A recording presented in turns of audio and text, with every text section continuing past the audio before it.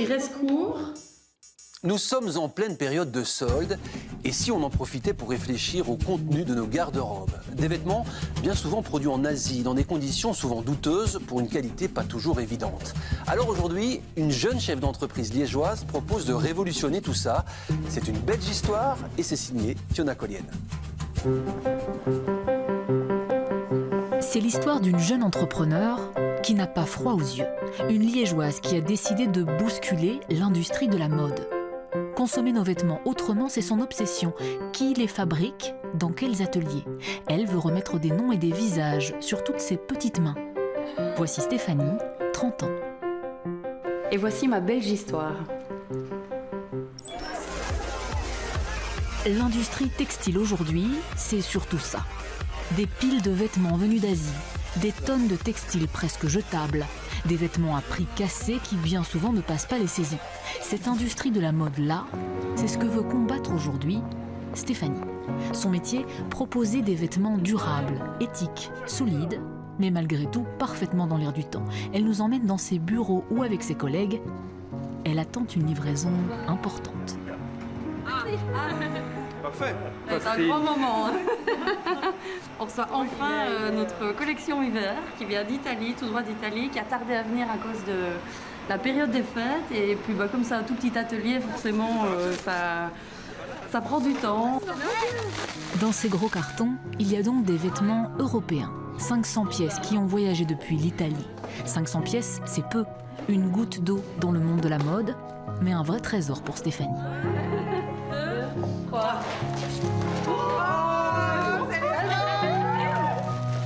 Je sais que c'est écrit petit, la prochaine fois encore un petit peu plus grand, fabriqué avec amour et passion à Carpi, en Italie. On garde un contact constant avec nos clientes en ligne, donc elles nous suivent sur les réseaux sociaux, donc on se doit de partager cette joie avec elles. Dans quelques jours, Stéphanie proposera ses vêtements sur son site de vente en ligne. Sa passion, la voilà, dénicher pour ses clientes des produits de qualité fabriqués près de chez nous. C'est de la belle laine, c'est un bon produit, on a pris du temps pour le faire, il n'y a pas du bout du monde et il est de très bonne qualité. Voilà. Mais alors, qui est Stéphanie? Une fan de mode, c'est certain. Elle aussi a acheté des vêtements made in Asia, mais en scrutant les étiquettes, elle était de plus en plus dégoûtée. En tant qu'acheteuse, je n'étais pas satisfaite de ce que moi je trouvais dans les magasins. Même en ayant un certain pouvoir d'achat, je pouvais me permettre d'acheter des vêtements un petit peu plus chers que ce qu'on trouve ici dans les magasins très connus. Et je retournais l'étiquette et je voyais que c'était fabriqué au bout du monde. Et on n'était pas capable de me justifier un prix plus cher ou de me parler de la matière. Donc je me suis moins renseignée, je me suis rendu compte que c'était une industrie énormissime qui pesait des milliards et qui était une des plus opaques. Donc ça n'a pas été le plus simple, mais j'ai voulu proposer autre chose. Alors à 27 ans à peine, elle change de vie. Stéphanie quitte son poste bien rémunéré de cadre dans l'industrie chimique. C'est décidé, elle se lance dans la mode, mais une mode éthique et responsable. Pour bien comprendre ce que cela signifie, nous la retrouvons dans son magasin temporaire à Liège. Ici, Stéphanie vend des bijoux belges, des chaussures portugaises, des chaussettes anglaises. Tous les produits sont fabriqués en Europe, à petite échelle, alors forcément les clients doivent y mettre un certain budget. On achète un peu moins et on achète un peu mieux. Peut-être, voilà. Vous allez les garder longtemps, ces chaussures? Ouais, j'espère bien. Mais Stéphanie va encore un cran plus loin. Elle rêve d'une mode honnête et respectueuse. Alors elle a une idée lumineuse. Et s'il suffisait de scanner un code sur l'étiquette pour découvrir la personne qui a fabriqué le vêtement? La vidéo. C'est là que c'est fabriqué. On voit l'endroit, les personnes qui l'ont fabriqué. C'est Roselyne et c'est Daniel. Et leur prénom est sur les étiquettes. Stéphanie mise donc sur la transparence la plus totale.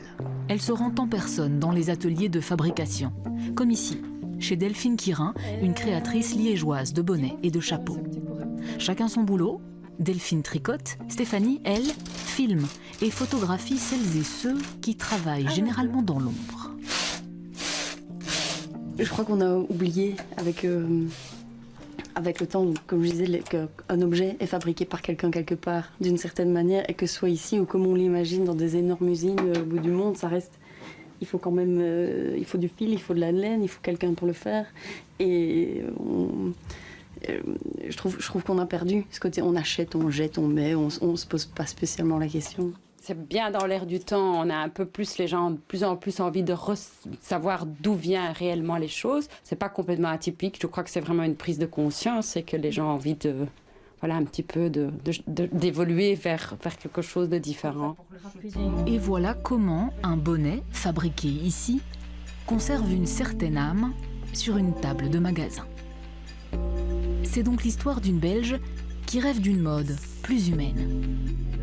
Mais qu'on ne s'y trompe pas.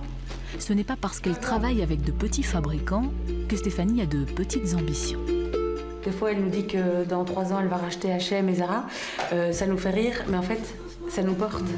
Ça nous aide à beaucoup plus travailler, à être hyper motivés et à voir loin aussi. On imagine parfois le commerce éthique comme un petit artisanat sans prétention, mais Stéphanie voit grand et elle n'a pas peur de le dire.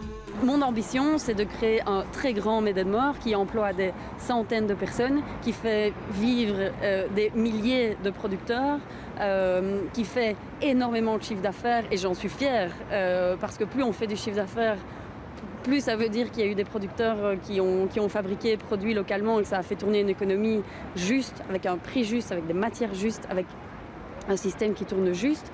Et on a des projets et des plans grands comme ça qui sont en train de se mettre en place.